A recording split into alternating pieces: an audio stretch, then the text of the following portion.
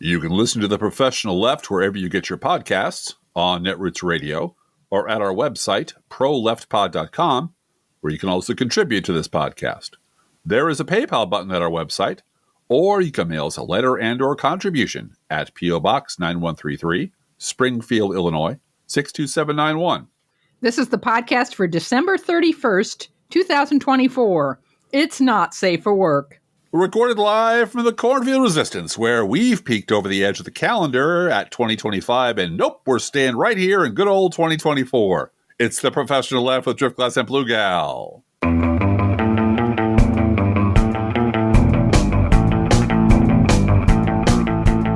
Well, okay, obviously we're not doing that. We're going over Niagara Falls in a barrel blindfolded, and there's really no sense pretending otherwise. But we're all going over together, and which is kind of a comfort. And we're not crazy, you're not crazy, and we're not alone. We're all in this together. And there's more of us than there are of them. They are venal, they're vile, they're incompetent, and they're stupid. And frankly, at the rate they're turning on each other and fighting among themselves before having any power to do anything, well, that does not bode well for a smooth, efficient fascist state. Yeah, Driftglass, I last night listened to our last podcast, the entire one. Uh-huh.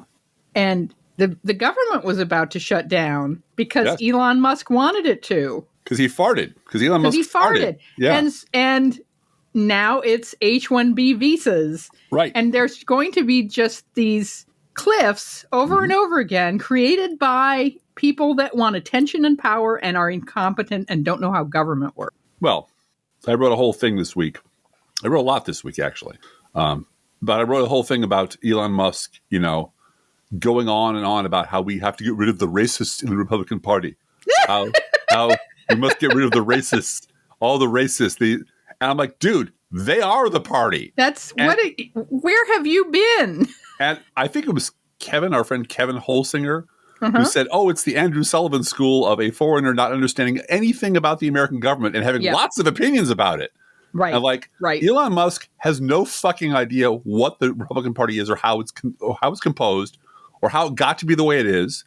And that is their Achilles heel. He's a tech bro right out of a bad remake of Ayn Rand's Atlas Shrugged. He thinks he invented the world and can stop it at will. He hates his own species.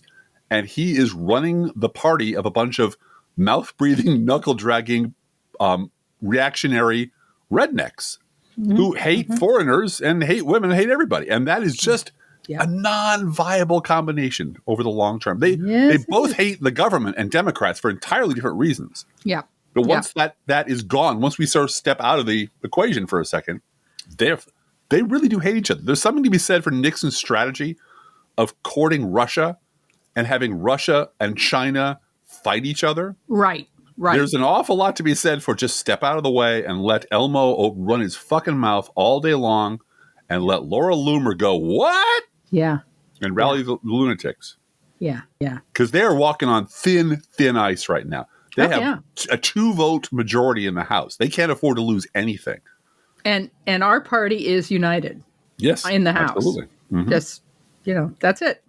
Well, one of the things that you and I were talking about today, given that it's the last day of the year, is New Year's resolutions and what goal setting, and that seems to be always the zeitgeist of the media around this time of year. Especially, local news always has a little segment about that sort of thing. Mm-hmm. And one of the things that you and I have done, I think, as a result of an adult Sunday school class we were in.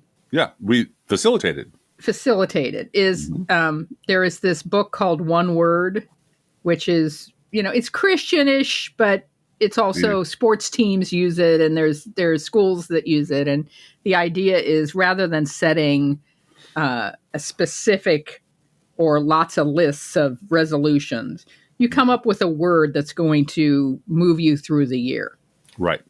And everyone on the sports team or in the Sunday school class or in the family or whatever has a word that unites everyone. Yeah. But you can also come up with an individual word for yourself for the year. And you had a really interesting one, I thought.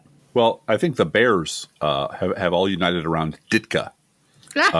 Please bring back Ditka. Please, Jim McMahon and Ditka, our word. Yeah. Please bring them back because it's so very bad. Yeah. No, my Not word. a good year to be a Bears fan. I'll tell you that right now. Welcome to Chicago. This is the norm in Chicago. Yeah. At least one sports team's going to break your heart every year. I'm still a Swiftie though, but it's Andre Swift. Yeah. He is such a great runner. And this is, if you're old enough to remember Walter Payton and the era of Payton left, Payton right, Payton left punt, that was the 4 plays that they ran all the time and lost all the time. And the only player on the team really was Walter Payton. He was great, but he didn't have anybody to you had Walter Payton playing quarterback in some games. Yep. That's how desperate they were. But my word this year is kintsugi, which I hope I'm pronouncing correctly. I believe I am. And that is the Japanese art of repairing broken pottery with gold. Mm-hmm. And it's quite beautiful. And you take broken crockery that's deliberately broken, I believe, or sometimes artistically broken. Or just has a crack in it. Yeah, sometimes. And you remend it with molten gold, I believe. You paint it in there and you join them together, and it turns this broken crock pot into something beautiful. And I think that's a very nice way of thinking about what our mission is for the next year or 2 or 3 or 4, however long. Mm-hmm. Mm-hmm. And yours was a little more down to earth, maybe, or on the anti-intellectual. On the nose, yeah. My word for the year is amused. Yeah, amused because I'm going to keep my head while this lying sack of shit tries to pretend he's running the country. Amused because you're a fan of Elvis Costello. Yeah.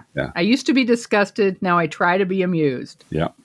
And it's, I'm just not going to let, as Margaret Atwood says, don't let the bastards get you down. Right. I love my country, and I want it to do well for all of us.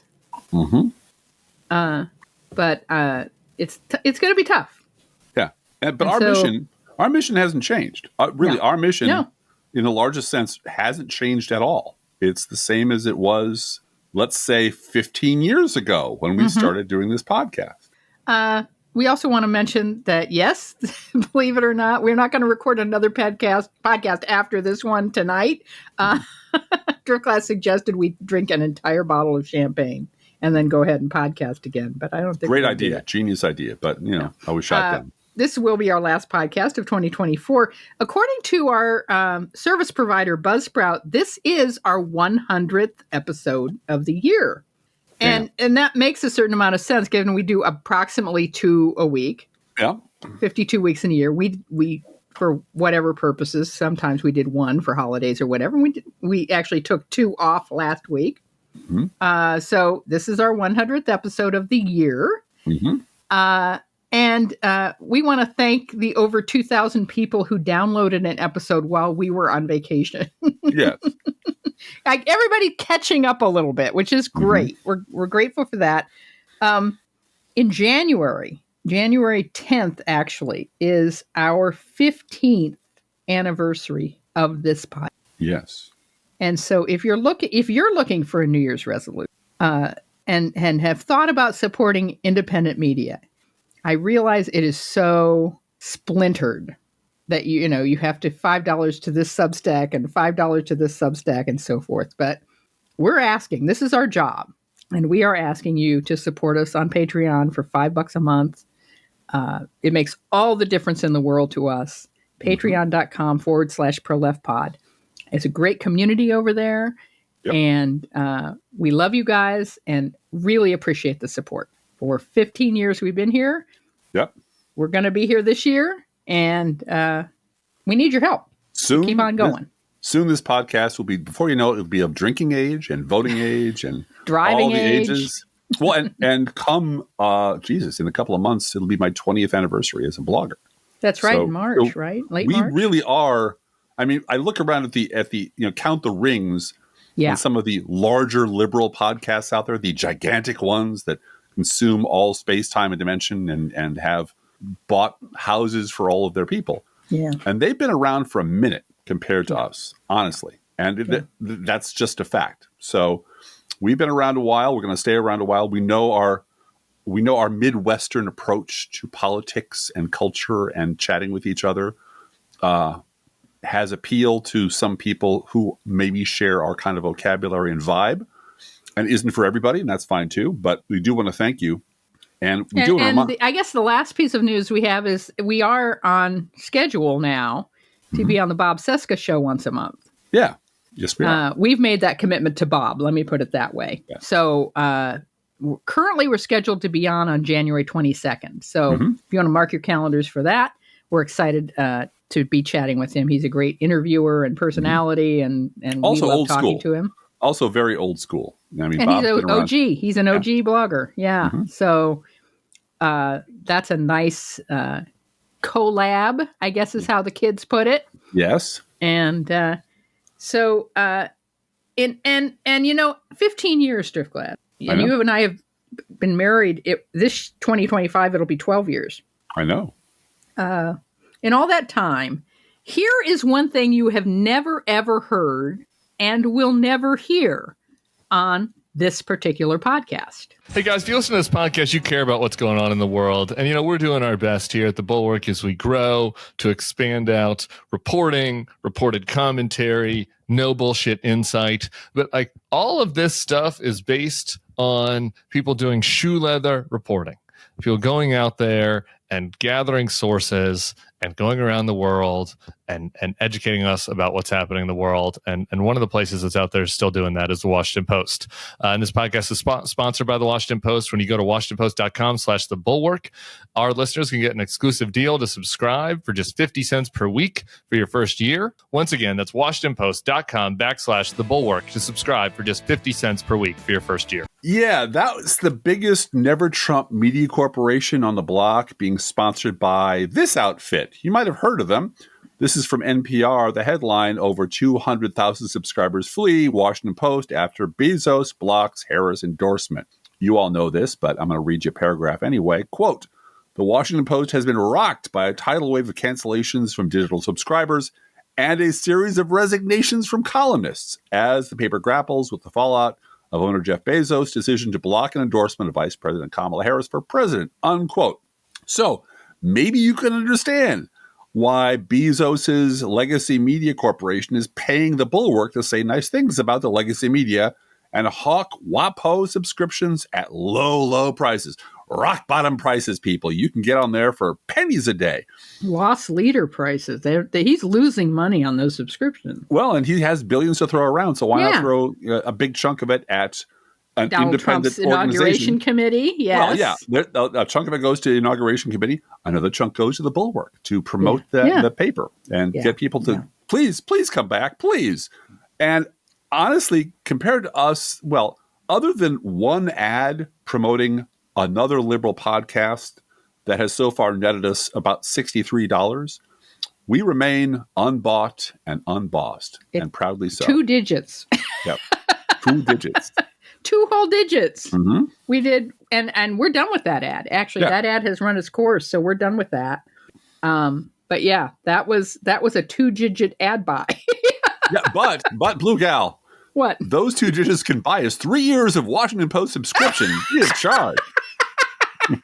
It's so true. And a couple of Happy Meals. I think we'll have enough left over for a couple of Happy Meals. Yep. Lord. Yep. So on this 865th episode of our podcast. Yeah, indeed. We want to take time to mark the passing of a good and decent man, James Earl Carter of Georgia, who lived long enough to vote for Kamala Harris, and whose passing means that all the flags in Washington, D.C. will be at half-staff during Trump's inauguration. And to do so, we're going to slip into a little no fair remembering stuff from 50 years ago. I think you guys will find this really interesting. Specifically, the spring of 1974, 50 years ago, when Hunter S. Thompson happened to be at the University of Georgia Law Day dinner and heard then-Governor Jimmy Carter deliver what Thompson described as a king-hell bastard of a speech. And it is no exaggeration to say that without that speech turning Thompson into an evangelist for Carter, there may well have never been a Carter presidency. It's so crazy. We talked with our kids about this the time before you. Yeah. But this is the time before cable. This is the time before, when it was 4 networks on TV. No internet. And no internet. And right. You went out and bought the Rolling Stone magazine, which was on newsprint, to read Hunter Thompson. And that's how you understood politics. He was talk about OG bloggers. Yeah. This was the blogger everybody read. Yep. Especially after the 72 campaign, when he wrote, the definitive account of Fear and Loathing on the campaign trail. I mean, he was Nixon's nemesis. He was to Nixon what Mike Royko was to Daley. Yeah. He had his number and he wrote about it, and he wrote about it in very blunt language. So I'm going to read a short excerpt from Fear and Loathing on the Campaign Trail 76, subtitled Third-Rate Romance, Low-Rent Rendezvous, Hanging with Ted Kennedy, Jimmy Carter, and a Bottle of Wild Turkey by Hunter S. Thompson, June 3rd, 1976. And this is a massive article. This is 15,000 words long. It's huge. And I'm just going to read a few paragraphs to give you a flavor of what Hunter Thompson wrote like and what he sounded like. I don't know how he did it. I don't know how he wrote the way he did. Perhaps the legend was lesser than the man, because he had a reputation for hard partying and hard living. No. The reputation was 100% earned. Yeah. 100% But he earned. also was able to write, that's the 20,000 word tomes. That's the miracle of it. Miracle of it. Because he was able to and sometimes he couldn't. And I think there was a moment, I believe he was at his cabin in Colorado. I remember this one little story from him, like knocking over a glass of whiskey, because he drank a lot of whiskey, and catching it before it hit the ground. And his guests were like amazed at his reflexes when he was drunk. And he said, like the disasters I avoid are usually the ones I caused. So, wow. Yeah. Like presence of mind to say that. But he knew his English language. This is where so many of us coming up, people like Royko and Thompson, gave us our teeth, gave us our vocabulary. You're allowed to write about politics like this. You're allowed to write about the real world in ways that are surreal. They're Gonzo. So this is Hunter Thompson. A few paragraphs from a massive article that he wrote in 1976. Quote, I have heard hundreds of speeches by all kinds of candidates and politicians, usually against my will, and for generally the same reason I got trapped into hearing this one. But I have never heard a sustained piece of political oratory that impressed me more than the speech Jimmy Carter made on that Saturday afternoon in May of 1974. It ran about 45 minutes, climbing through 5 very distinct gear changes while the audience muttered uneasily and raised their eyebrows at each other. And one of the most remarkable things about the speech is that it's such a rare piece of oratorical artwork that it remains vastly impressive, even if you don't necessarily believe Carter was sincere and truthful in all the things he said.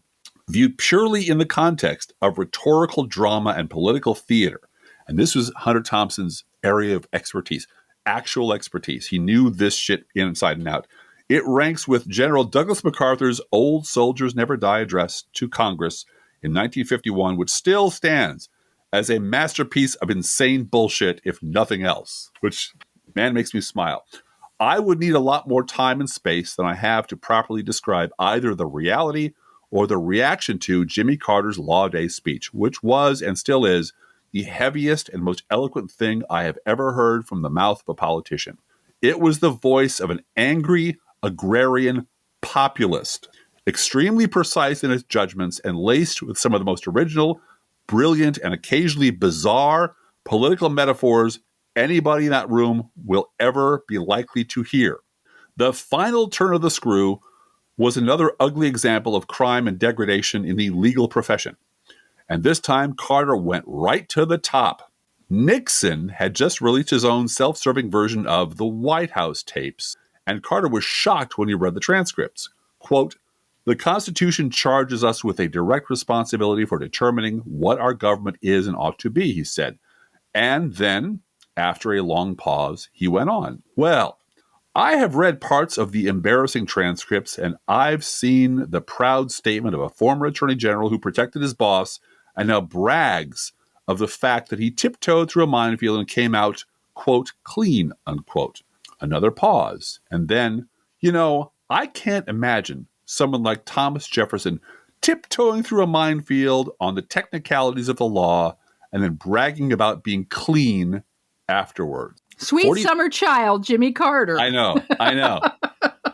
And he lived to see it all. He lived to see the whole, this is the shit that was rolling downhill by the time Nixon was in office. Yeah. And Jimmy Carter was one of the barriers to it becoming an epidemic. And it failed. Mm-hmm. And, you know, he was a great and good man, but he's the president we should have had. That's the trajectory we should have been on. And we weren't. And we're not. And I blame myself for that because I voted for John Anderson in 1980. Yeah. Because I was young I made calls for Ted Kennedy in 80. Yeah. Anyway, back to the article. 45 minutes later, on our way back to Atlanta in the governor's small plane, I told Carter I wanted a transcript of his speech. There is no transcript, he said. I smiled, thinking he was putting me on. The speech had sounded like a product of 5 or 6 tortured drafts, but he showed me a page and a half of scrawled notes in his legal pad and said, that was all he had. Jesus Christ, I said.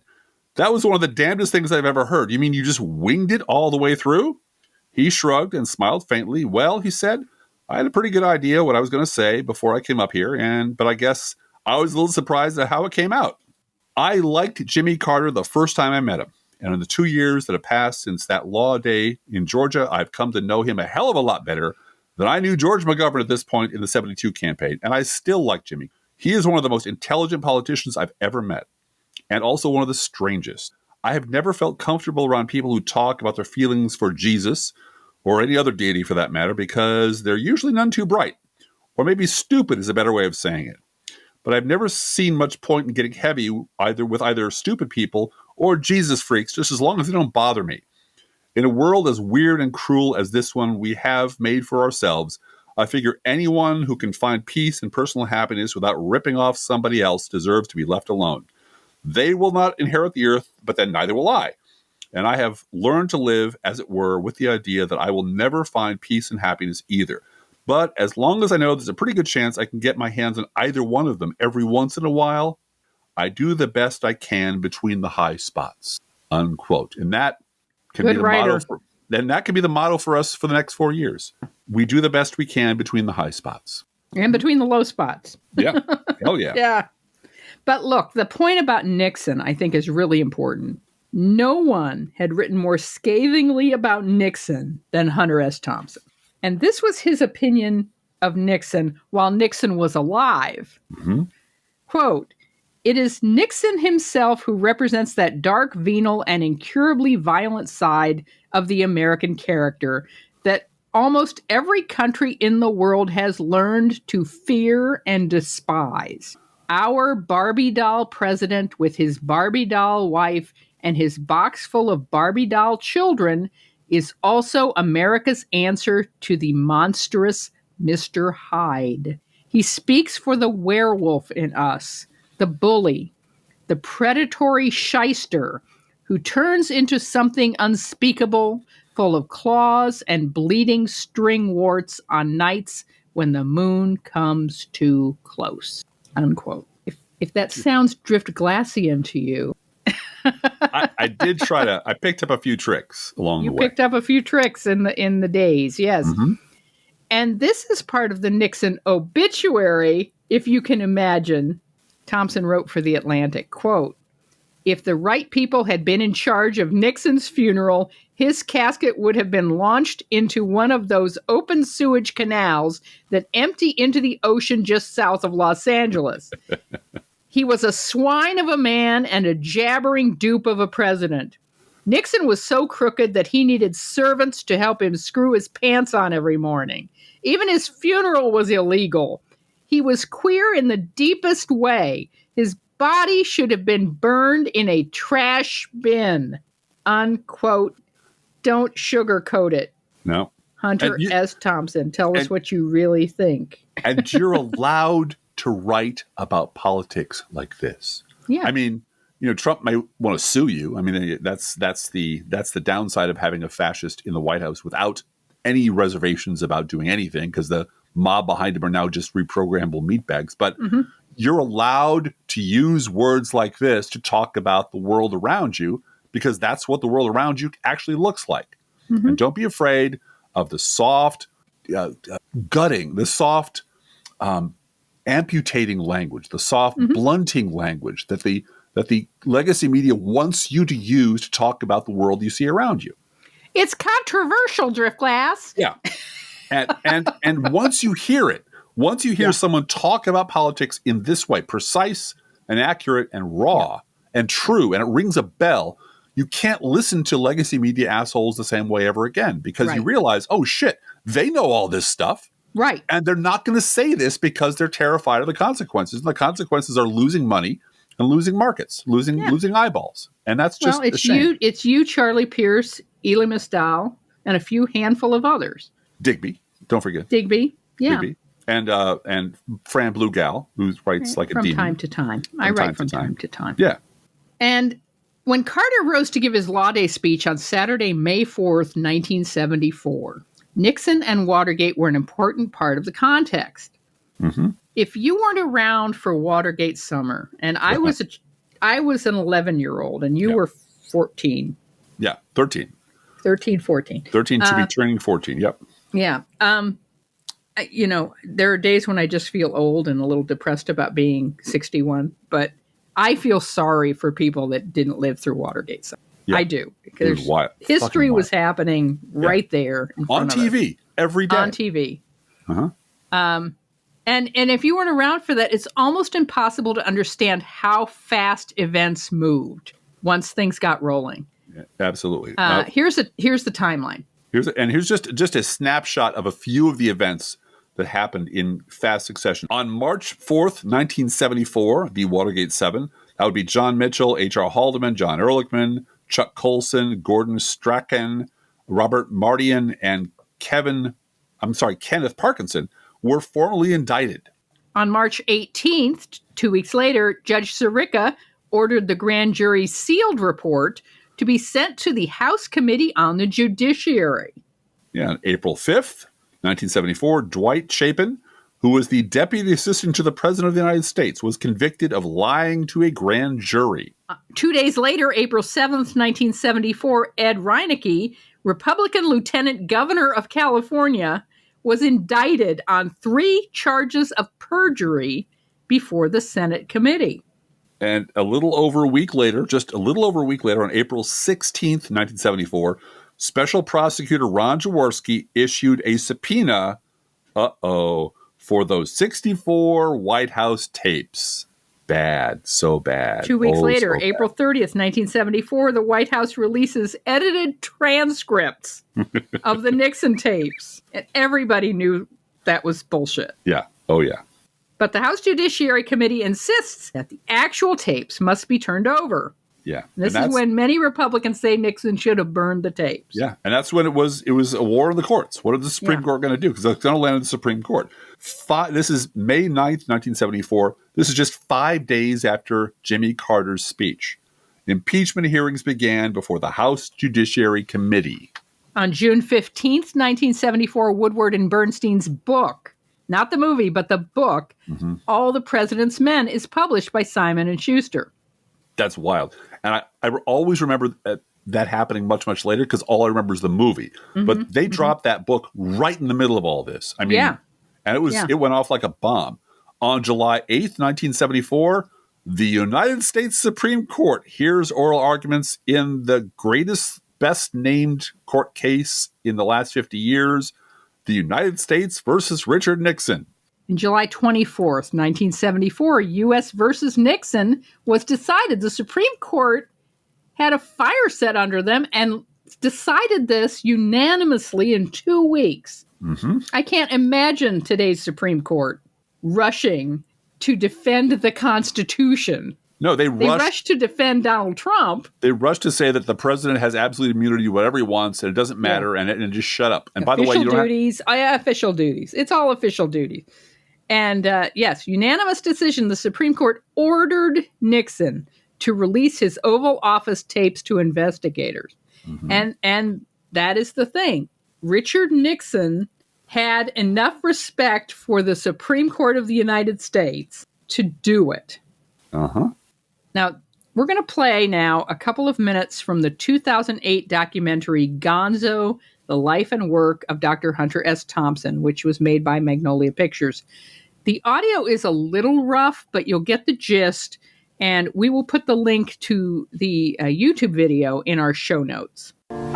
In 1972, he began to feel disillusioned, and with Jimmy Carter, he was trying to give politics one last chance. Georgia, Georgia. I have heard hundreds of speeches by all kinds of candidates and politicians, but I have never heard a sustained piece of political oratory that impressed me more than the speech Jimmy Carter made on Law Day at the University of Georgia one Saturday afternoon in May 1974. It was a king-hell bastard of a speech. By the time it was over, it had rung every bell in the room. Senator Kennedy and distinguished fellow Georgians, friends of the Law School of Georgia, and I was the only reporter there, and I was with Kennedy, and I had no interest in Carter, and no intention of either listening to him or reporting anything he said. Not paying any attention to me. He was going outside every now and then to replenish his glass of what was apparently iced tea, but was really wild turkey whiskey. And I started speaking from the heart about the defects in the American judicial system. In general, the powerful and the influential in our society shape the laws and have a great influence on the legislature and on the Congress. And this creates a reluctance to change because the powerful and the influential have carved out for themselves or have inherited a privileged position in society. But what sent me back out to the trunk to get my tape recorder instead of another drink was the spectacle of a Southern politician telling a crowd of judges and lawyers that the source of my understanding about what's right and wrong in this society is from a friend of mine, a great poet named Bob Dylan. I grew up as a landowner's son, but I don't think I ever realized that the proper interrelationship between the landowner and those who worked on a farm until I heard Dylan's record, I Ain't Gonna Work on Maggie's Farm No More. I ain't gonna work on Maggie's farm no more. I was in the governor's mansion for 2 years, enjoying the services of a very fine cook. And one day she came to me and said, "Governor, I would like to borrow $250 from you." I said, "I'm not sure that a lawyer will be worth that much." And she said, "I don't want to hire a lawyer. I want to pay the judge." At this point, Carter was attacked by what was later identified as a 48-pound slope. We had an ethics bill in the state legislature this year, and the largest force against that ethics bill were the lawyers. I was speaking to a bunch of lawyers, and the reaction among them was one of stunned silence. Dr. Martin Luther King, Jr., perhaps despised by many in this room, because he shook up our social structure and demanded simply that black citizens be treated the same as white citizens. Wasn't greeted with approbation and accolades by the Georgia Bar Association or the Alabama Bar Association. He was greeted with horror. Still, once that change was made, a very simple, difficult change, no one in his right mind would want to go back to circumstances prior to that juncture in the development of our nation's society. It changed my life. Of course, Hunter's the person that found Jimmy Carter. Hunter would go around the country and play it for people. All of which is to say that words actually matter. Speaking up actually matters. But shouting into the abyss accomplishes nothing. On Law Day in Georgia in 1974, Carter gave a great speech to a room full of people who didn't want to hear it. And his words would probably have died right then if Hunter Thompson hadn't decided to stop drinking for a minute and run out and get his tape recorder. Uh-huh. And if Thompson hadn't been one of the most influential writers in America at a time when that was it. Right. You know, you had the New York Times, you had Gonzo. Yeah. And America turned to him. They did. For Absolutely. the raw truth of what's going on. No, the Time magazine was well respected. Yeah. Newsweek wasn't an entire joke. New York Times, Washington Post, LA Times, and the Rolling Stone had carried really important things. There were only a few media platforms, the national audience at that time. And Hunter Thompson. We're talking about the downfall of the Washington Post earlier. Yeah. If you watch, the Post about Watergate, that's another Watergate movie. Uh-huh. They were a local paper. Absolutely. Covering Washington, D.C. society. And all of a sudden, they have these two reporters. I mean, I give people credit to say, yes, shoe leather is important, but they weren't owned by this billionaire who just, Katharine Graham just made very difficult decisions. She did. She had to betray family friends. She had to turn her back on people that she had cocktails with. Right. All the time. Had over to her home. Yeah. And say, no, the truth is more important than my friendship with you, Bob McNamara. Right. Yep. So the lesson we can take away from this, I think, is that you need both the words and the capacity to amplify those words. So as we begin our 15th year podcasting, we're going to go right on doing what we've been doing all along. We're trying to provide the context to help you understand the reality we're all facing. And it is not enough to simply say, thus and so awful thing happened today. It just isn't. Yeah, we're not going to do that. We do news roundups, and we'll talk about things that are happening in the news, and that's important.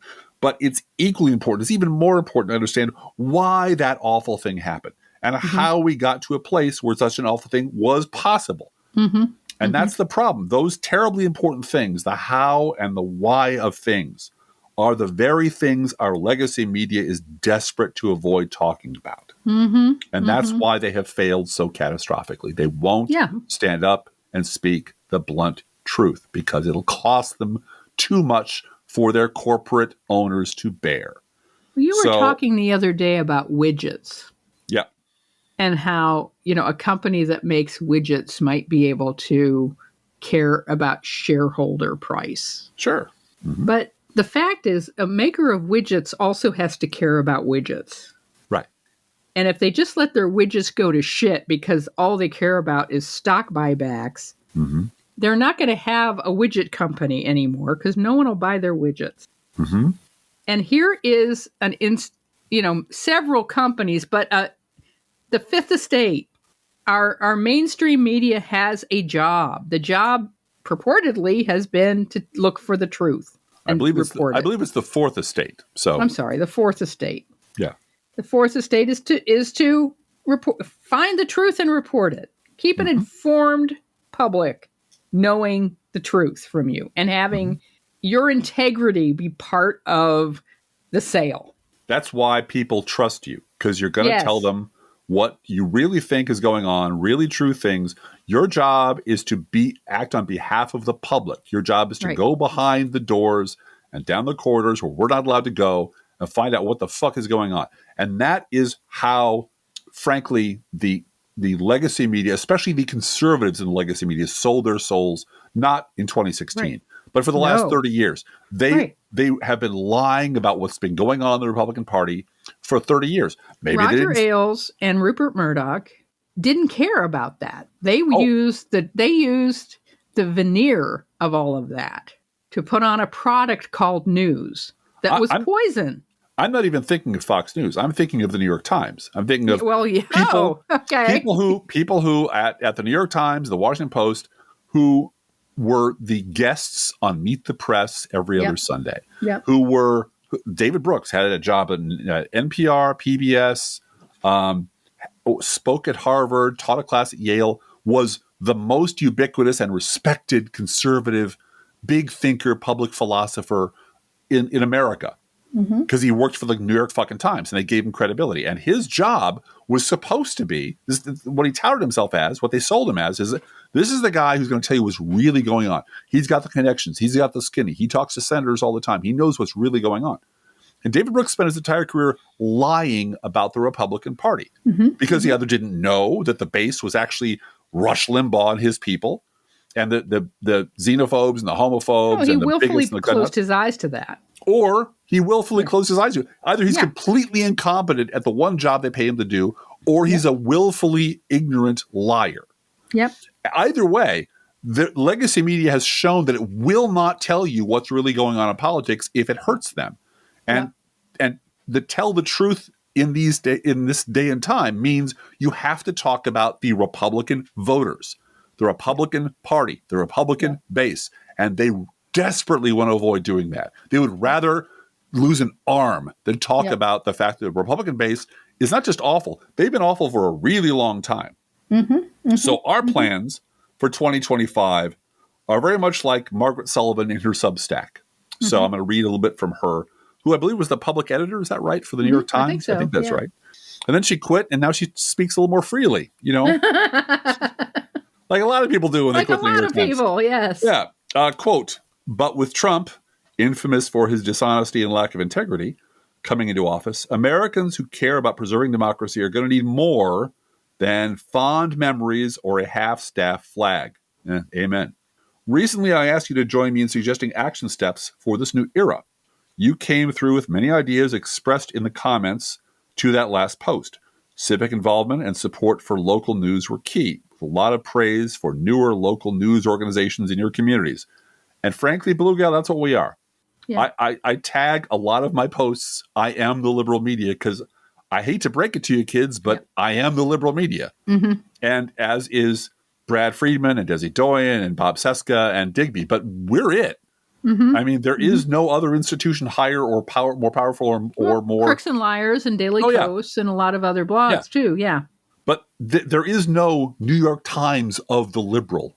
Yeah. There is no cable station dedicated to liberal presentations of the news and explanations like we offer here. There just aren't. Continuing with Margaret Sullivan, one reader, Ralph Rosenberg, urged setting up a goal of multiple concrete steps. Among them, attend local meetings, which we do, write letters, which we do, organizing community discussions. We don't do that so much.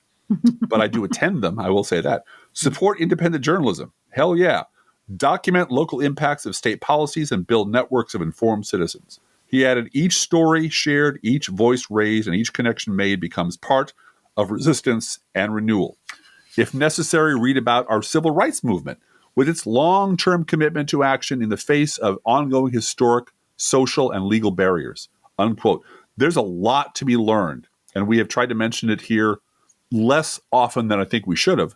Learn from the civil rights movement. Learn from the suffering of people who knew they were going up against batons and police dogs and fire hoses, and they were going to get cracked in the skull, and they did it anyway because that's the price they were willing to pay to overcome the system of oppression that was keeping them down. And they made progress by inches. Yeah. That's why I listened almost exclusively in those days immediately after this election to Black women. Absolutely. Because Black women were sad. But they weren't screaming. No, sad. This is sad. And now we get to work. And that's what Kamala Harris said. And now we get to work. We're not afraid of hard work.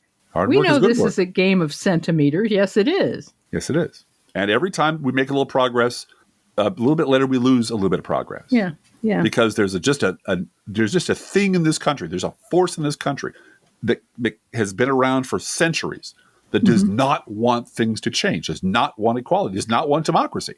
Right. And the Republican Party has gathered those forces into itself, harnessed them, and pointed them directly at the throat of our democracy. And, they're committed to getting rid of the country that we grew up in. And we're committed to saying, fuck no, you can't have it. It's ours. And we're going to keep fighting until the fighting is over.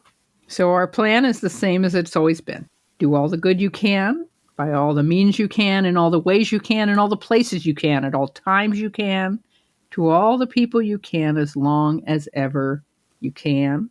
Now, if that sounds suspiciously like a quote from John Wesley, that's because it is. Bam! You've been Bible bitched. Ba-boom. And yes, in 2025, Drift Class has told me that Bible bitch will still be dropping by from time to time as circumstances require. Yes. Every now and then we have to hear from Bible bitch because I think you're going to be hearing a lot from Lamentations, but that's all right. I just want to hear that's not scriptural at least once a month in this house. Now, shall we move on to a news roundup, Blue Cow? Absolutely. All right. For the record, the U.S. gross domestic product has risen 12.6% over Biden's tenure, far outpacing both predictions made even before COVID became a household name and higher than the GDP growth in other advanced countries. The New Republic reports, quote, by nearly every metric, Bidenomics was a roaring success. It would be a mistake to ignore or forget the lessons that can be gleaned from this administration's robust, dare I say, Elizabeth Warren-inspired hell yeah, economic policy. their present discontent notwithstanding, Americans will undoubtedly miss this economy when it's gone. Yep. Unquote. This is the good news we were repeatedly told must not be spoken aloud because it might insult the fifis of dumbass, low-information voters who didn't believe it because eggs. Right. You can't go around telling people things are getting better. You can't do that. Because they don't believe it. Right. And now we want to buy Greenland. Right. I haven't heard a fucking word about eggs in, just about a month. No. And I haven't heard a fucking word about inflation in about a month. Suddenly, those are not front page issues. Yeah, Trump isn't bringing grocery prices down because once they're up, they're up. Well, yeah, and you shrug your shoulders that that's the way things are. But this, again, takes us back to the legacy media being cowards. Yeah. We're not going to tell people that things are getting better because it might make them feel bad. Because they're being told. Except on Fox, which when the second Trump's elected, everything's sunlight and roses. Yeah. Well, and that was always going to be that way. It's always that way. And that's the factor that they don't seem to be able to understand, that you're never going to get those people to watch MSNBC or CNN or buy the New York Times. That's just never going to happen. Those people are gone. Not even for 50 cents a week, Drift Class? No, not even for 50 cents a week, Blue Gal. Heck of an offer, though. Really rock bottom prices. Rock bottom prices. This is from Scott Lemieux at Lawyers, Guns, and Money. Quote, in the most important anti-death penalty action ever taken by an American president, Joe Biden has commuted the vast majority of federal death sentences, unquote. Texas, this story blows my mind. Mm-hmm. Texas Republican Congresswoman Representative Kay Granger, 81, was missing for 6 months and was found living at a memory care facility. There is no other job on the planet, but certainly in the United States, where you could go missing for 6 months and your staff just covers it up. Mm-hmm. And no one does anything about it.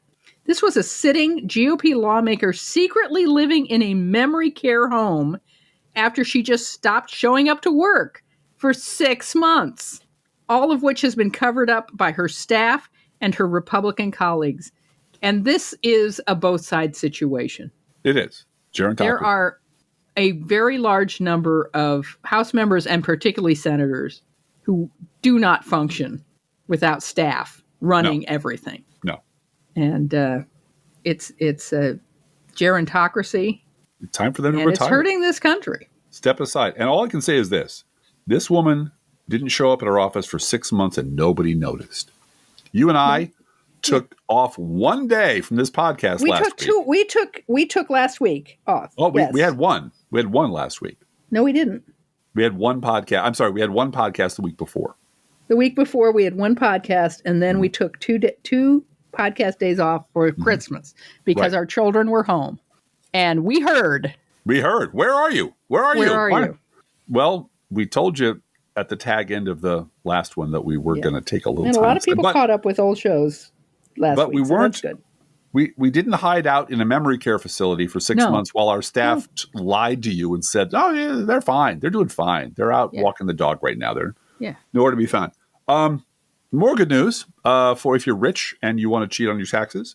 Boy, do you have friends in D.C. now. Congressional Republicans have slashed $20 billion, $20 billion with a B dollars from the Internal Revenue Service in the last-minute chaos to avoid a government shutdown. This is via the New Republic. Republicans have long targeted the tax agency, and their cuts will hurt its efforts to go after rich tax evaders and improve the IRS's functionality. It's their second successful cut from President Biden's $80 billion funding boost to the agency in 2022 and in the 2022 Inflation Reduction Act, as the GOP took away an earlier $20 billion in a 2023 budget deal. The latest cuts to the IRS will come automatically thanks to the 2023 deal, as the language was repeated in last week's bill. The Biden administration said the cuts would end up adding $140 billion to the national debt as they hurt the tax agency's ability to, sing it with me now, audit big corporations and the wealthy. Because big corporations and the wealthy should not be forced to pay taxes. They should just get away with whatever the fuck they want to do. All right. So low information voters, Drift Glass. Yeah. Is this a fact or is this made up? Uh-huh. Google searches of did Biden drop out spiked on election day. True or false? Oh, I know the answer to this. But yes, you do. Please, Sadly, please it's true. It is true. It is true. This is from KGTV San Diego. Quote, a story that seems hard to believe claims internet searches for did Joe Biden drop out jumped on election day.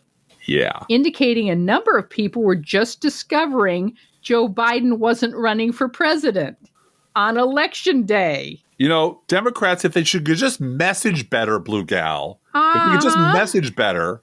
Yeah, okay. I was playing Fortnite. What? What happened? It's just, who's this Carmen Miranda on my ticket? I don't know Carmen Miranda. That lady with fruit on her head? I thought she was dead already. I don't want to vote for Carmen Miranda. Yeah.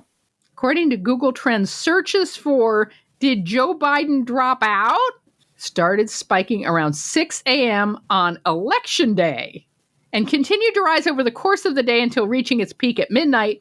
Because that when the returns start coming in, then they're also going to Google it. Then it started to spike again around 8 a.m. the day after. Wait, did Joe Biden drop out?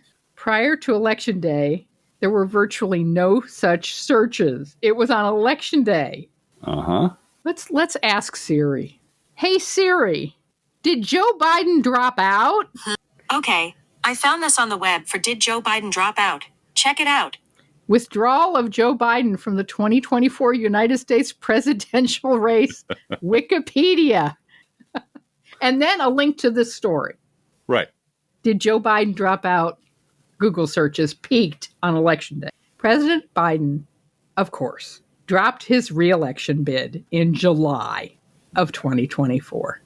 Low information voters, Drift Class. Yeah. I swear to God. And what did you say? Something? Did Joe Biden drop out? Oh, wait, I got to go vote. Yeah, got to go vote. Oh, what? Oh, I'll vote for Trump because I never heard of this other lady. Who's she? Mm-hmm. Yeah. Carmela? Wasn't that Tony Soprano's wife? I don't want Tony Soprano's wife. Or I know Kamala Harris, I heard once Sean Hannity say she didn't do it much. She didn't do anything. So. She let in a bunch of people who killed a bunch of cops. That's what I heard. Yeah. I heard from a guy. I know a guy who knows a guy whose cousin said that happened. They're eating the dogs. Mm-hmm. I heard that, too. Yeah. I love dogs. Now, the flip side of the fact that low information voters are actually just dumbass voters who are irretrievably stupid and illiterate and are not going to get any better is you can lie to them all day long and they don't know the difference. So I'm urging Democrats, I'm urging you, lie to these people. Tell them fairy tales. Tell them anything you want if you want their votes. All of their dreams will come true. Yes, they will. Now, low information voters have another side effect. They elect terrible people. And speaking of terrible people, this is from The Guardian. Joe Manchin continues to be the same backstabbing asshole he always has been. That's not the headline of The Guardian. That's my headline. Quote, Joe Manchin warns Democratic Party is, quote, toxic, unquote, as he steps down from the U.S. Senate. Lifelong Democrat who became independent, say independent one more time, gives series of warnings to former party and predicts U.S. is not going left. U.S. Senator Joe Manchin, a lifelong Democrat who left the party earlier this year to become an independent, is now stepping down from the Senate after 15 years, issued a series of warnings on Sunday to members of his former party. This is Manchin talking, quote, the D brand has been so maligned from the standpoint of it's just toxic. Manchin, there's a slip of the tongue. Manchin, right. Manchin told CNN, saying he had not been able to consider himself a Democrat in the form of what Democratic Party has turned itself into, because he's a master of the English language. He knows how to talk real good. Manchin, a wealthy coal tycoon, said the party's approach had become censorious and dictatorial to ordinary Americans, ordinary Americans, and he blamed progressives for the shift. So, once again, Blue Gal, we've ruined everything. Voted for John Anderson in 1980 and destroyed the Democratic Party. Downhill from there, Drift Glass. Yep. It's like a coal slag running downhill, Blue Gal. Now, can you guess the punchline to this story? This is again from The Guardian, quote, but Manchin also said he believed it's time for a third party in the U.S. called the American Party. What? No labels? No labels should labels. sue him. Third way, no labels. Mm-hmm. That would serve as center ground for moderate Democrats and Republicans. You know, moderate Democrats and Republicans. This is Manchin again. The centrist moderate voter decides who's going to be the president of the United States. Yeah, the rest of us don't fucking count. Nikki Haley. The rest of us don't count at all. Yeah, Nikki Haley. It's the Nikki Haley party once again. Yes. It's a Nikki Haley, Liz Cheney unity ticket, Blue Gal. And when they get there, they don't govern that way. Neither side does, Blue Gal. Neither side does. They go to their respective corners, Manchin said. You know, that famous communist Joe Biden who tried to nationalize all the banks and strip all the wealthy of their wealth and send them into the cornfield. Yeah. This asshole. I'm so glad he's gone. He'll crop back up because he has money and there are people who want to believe this shit. Anyway, yeah. If the center had a voice and had a party that could make both of them, the Democrats and Republican parties come back, okay, that would be something, unquote. Judas Priest. All right. Goodbye. Yeah. Goodbye, Joe Manchin. Mm-hmm. Now, Donald Trump is saying he's going to do an advertising campaign about how bad drugs are for you and adds, nobody has done this before. Yeah. Speaking of amused. Yeah. The corpse of Nancy Reagan would like a word. Yeah. While sitting on Mr. T's lap. The million ads about this is your brain on MAGA. Any questions? Nothing, the likes of nothing before has this been done. No one's ever told anybody that drugs are bad. By the way, I believe he's going to insist that warning labels be put on cigarette packs, warning people that cigarettes are dangerous. No one's ever done that before. I swear to God, the syphilis is getting to him more and more every day. For your ever-growing fucked around and found out file, this is from NBC in October. Firefighter union declines to endorse a presidential candidate. The decision is a blow to Democrats since the International Association of Firefighters endorsed Biden in 2020. Jump forward to December of the same year from the New York Post. Fire unions livid as funding for 9/11 Health Fund excluded from the federal budget. Funds are in jeopardy. Oh no. Oh no. Drip Glass, Callista Gingrich is Trump's pick for ambassador to Switzerland. Now, this is Newt Gingrich's 6-year mistress / last wife. 10 grain of mock paper scissors affectionately calls her blowjob queen wife number 3. She was, however, ambassador to the Vatican. Newt Gingrich's mistress for 6 years got to be ambassador to the Vatican during the first Trump term.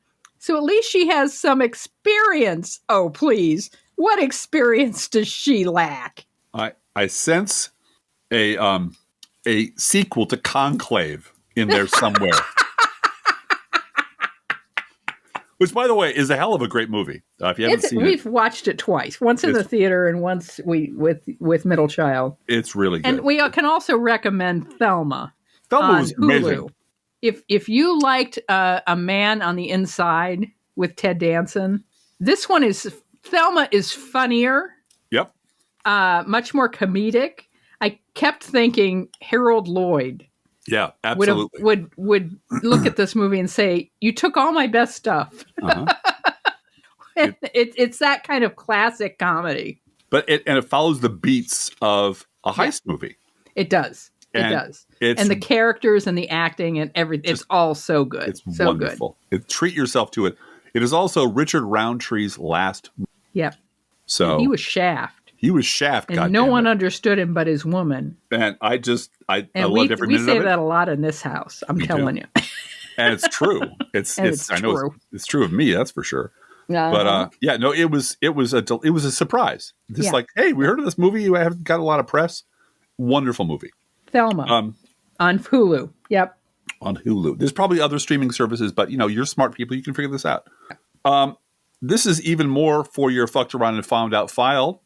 The flu has surged in Louisiana as Republican lawmakers barred the Louisiana Health Department from promoting flu shots. Isn't that exciting? What a great development. Flu is rising around the country, but Louisiana is well ahead of the curve. Yay. And for your We warned you file, free speech absolutist. President Elon Musk has removed the blue checks, changed the algorithm to crush their engagement, and most importantly, removed the ability to get subscription dollars from dozens of big MAGA accounts who criticized him, including Laura Loomer. The number of times I've heard a liberal say, oh, Jesus Christ, Laura Loomer's right again. Stick to your principles, Steve Bannon. Good God. Rooting for injuries, Blue Rooting Gal. for injury is what we're doing, yes. But look, many of these Twitter accounts appear to be funded by Conservative PAC. And that's a name of a political action committee, Conservative PAC, which has the shady Wyoming, Montana LLC funding you might expect from right-wing influencers. You know, they get random $20,000 checks. You know, from this some happens. Just conservative PAC, right? Don't we all, Blue Gal? Don't we all? No, we don't. No. Now, you might remember that 2 years ago, this was the same Elon Musk before he was president on the platform he had just bought for $44 billion. Quote, I hope that even my worst critics remain on Twitter because that is what free speech means. Unquote. There is such an unholy amount, an unlimited amount of money on the right. There is so much money to fund every asshole, anybody who can fart out a sentence, anybody who barks, yaps, who can operate a typewriter gets a check. It seems that way, and it's just it's a river. It's unstoppable. We can beat them on policy, we can beat them on morality, but God damn, they have a lot of money, and they're willing to spend it to do what they want to do. Get to buy a house. This is from the We Warned You file. Again, this is from India Today. Quote, MAGA crowd demands no H-1B visas for Indians. Vivek Ramaswamy says American parents raising their kids wrong. Oh, good. Parenting expert Vivek Ramaswamy. You're all wrong. This is again from the article. Trump supporters are demanding an H-1B visa freeze, but American entrepreneur and politician Vivek Ramaswamy has a cultural diagnosis for the country's STEM shortfall. He says American parents are raising their kids wrong, unquote. Meanwhile, President Elon Musk has now openly agreed that MAGA supporters are, quote, retards, unquote, and, quote, subtards, unquote, and that the tech right is superior to the right, meaning MAGA. So I'm old enough to remember when people who used the R word on Twitter were banned. Oh, sure. Were suspended. Yeah. I'm old enough to remember because when... it's a terrible thing to say. I'm old enough to remember when Twitter wasn't a Nazi shithole. Nazi shithole now it is. Yeah. Yeah. But apparently Laura Loomer can't make subscription dollars over there. Good. There's got to be a word for, I'm glad she said it and I'm glad she's suffering. So, Yeah. It's just something else. All right. This exchange between a Fox News host and Trump lackey Elise Stefanik is what the next 4 years look like. Fox host, the New York Times quoted you on a radio station calling Trump insulting to women. Is that a misquote? Did you not say that? Elise Stefanik, I did say that. It's a disgrace. You would take a New York Times article and just read the quotes. That's awesome. How dare you quote my words back? How dare you quote me back to me? Now, this is an exchange between CNN's Dana Bash, who still has a job for some reason, and Trump lackey Chris Sununu, and it is also what the next 4 years are going to look like. Dana Bash, one of the concerns is that Elon Musk has billions tied up in government contracts. You don't see a conflict of interest? Chris Sununu, everyone has a conflict of interest. We're all whores. We're all corrupt. What are you yapping about? Everyone is a criminal and degenerate. For God's sakes, Dana Bash, I know what you did in the green room. We're gonna cut Social Security and live off the teat of the federal government because we're rich white men. Yeah, and now we can finally say it out loud. Yeah. Dana Bash followed up with the incisive question, but that's a pretty big one.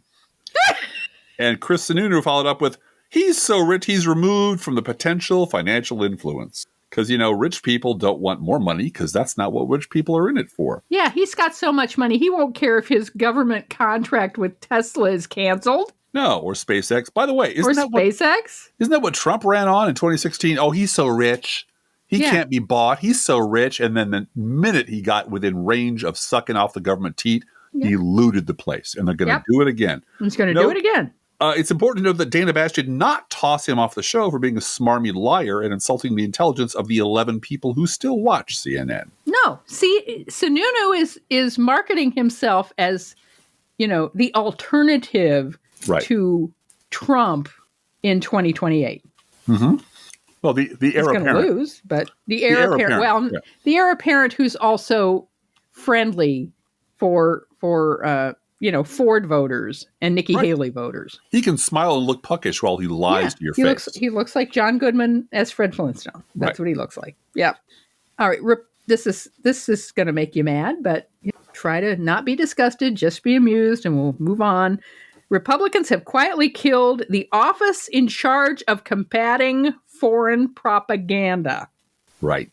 Which party? Republicans. Yeah. In Congress have helped axe this critical State Department agency just as Donald Trump is set to take office, the Office of Combating Foreign Propaganda. Mm-hmm. Because it's going to come straight from the White House now. Right. Why? They're cutting out the middleman. Why spend money on that? Right.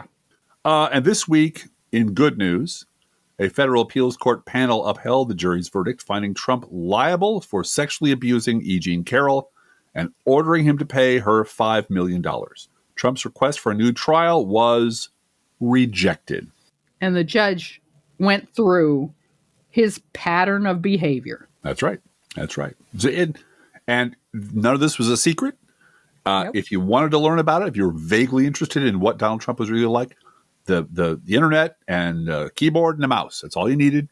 And there are you could watch Kimberly Guilfoyle's podcast where she went through the 34 guilty counts live on her show. In local news, this is from our governor. Yeah. JB Pritzker, quote, "There is no reproductive freedom without access to health care for women and new mothers.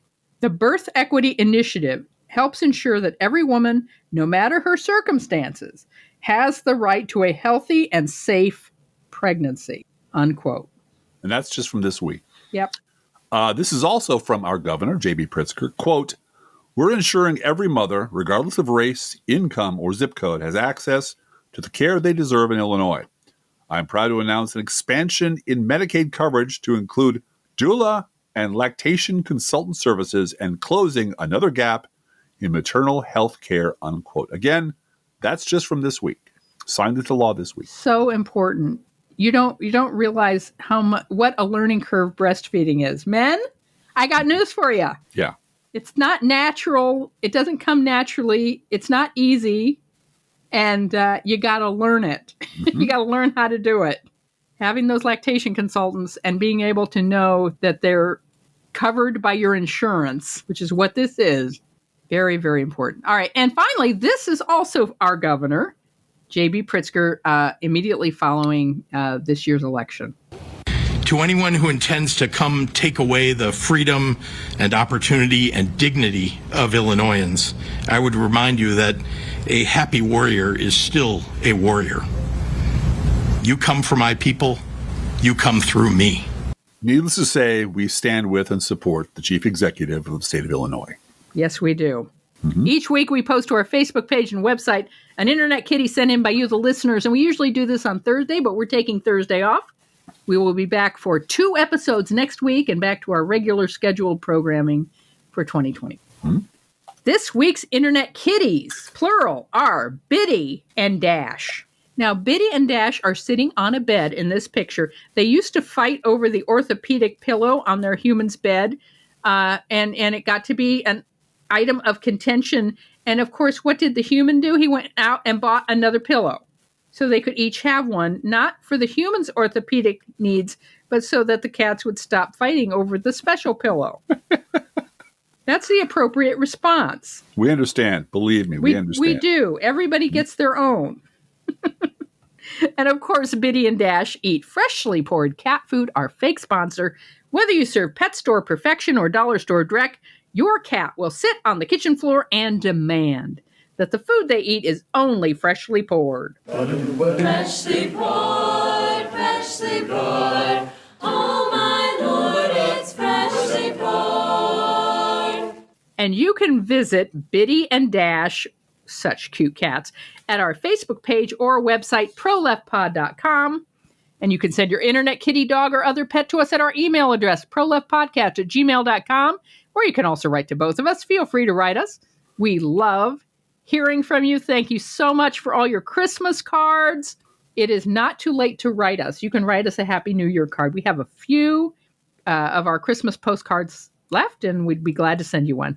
Just send us some mail with your address on it, and we'll be glad to do that.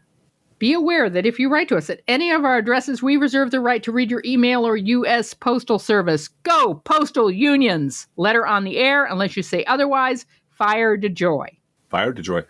I would be remiss if I didn't remind you not to forget our gourmet coffee guidelines. If you can afford to buy an espresso-based beverage for yourself, buy one for us. This isn't charity. This is our job, and we love it. So if you can spare $5 a month or more, please spare $5 a month or more at patreon.com/proleftpod. Please share our show on social media, and if you love this podcast, please make it your New Year's resolution to get someone else to listen. So if they're like you, even a little bit, encourage them to listen to us. And thank you for doing that. Patreon.com/proleftpod. That's what she said. Hey, Dricklass, how are the Internet Kitties doing this week? Well, Blue Gal, the Internet Kitties are right. It turns out they're right. The rumors are, in fact, true.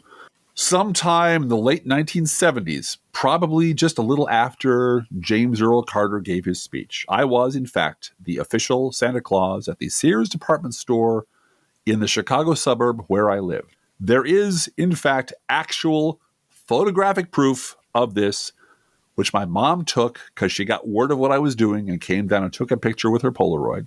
And I posted this and the story behind it on my blog. Now, physically, it's important to say I was the opposite of Santa Claus in every way. Tall, skinny, bony knees, not a teenager, just wrong. But they needed someone to wear the suit. And to quote Carmine Lorenzo from Die Hard 2, what the hell? It's Christmas. And so, a safe and happy New Year to us all. Happy New Year. We'll see you next week. Let's think about living.